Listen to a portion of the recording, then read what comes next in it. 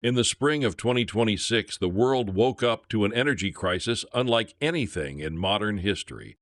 U.S. and Israeli strikes on Iranian energy infrastructure triggered a cascading shock that effectively closed the Strait of Hormuz, the narrow choke point through which roughly 20% of the world's oil and 21% of its liquefied natural gas must pass every single day.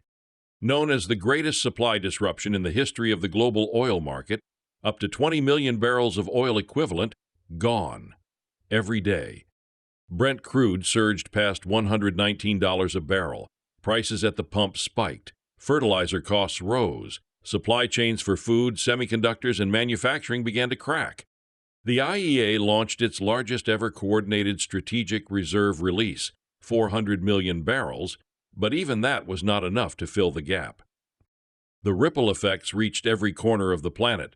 Across Asia, the world's most import-dependent region, nations began rationing fuel and conserving power. Europe, already running low on gas stocks after years of tension with Russia, faced the prospect of renewed shortages by April. Consumers everywhere felt the pain: higher prices, strained budgets, and a growing sense of uncertainty. Economists warned of stagflation, the dangerous combination of rising inflation and stalling growth. Corporate balance sheets came under pressure. Central banks lost flexibility. Global GDP forecasts were downgraded.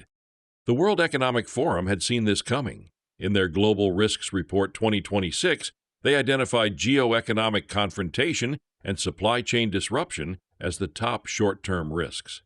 Now those risks were real, and the WF called it a distress multiplier, a shock that didn't just hurt one sector, but amplified every existing vulnerability in the global system. Physical damage to Iran's South Pars gas field and Qatar's Ras Laffan LNG complex could sideline capacity for years. No country, the IEA's Fatih Birol warned, is fully immune. But amid the crisis came a message: this cannot continue.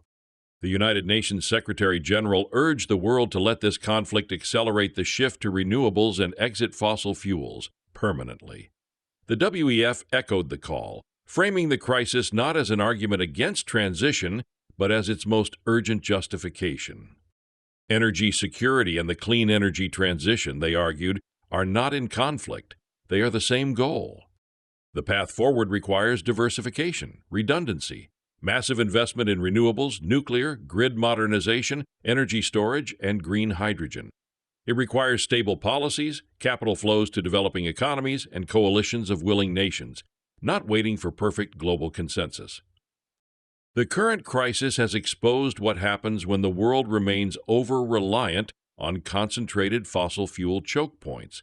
The question now is whether the pain of this moment will finally provide the political will to build something better.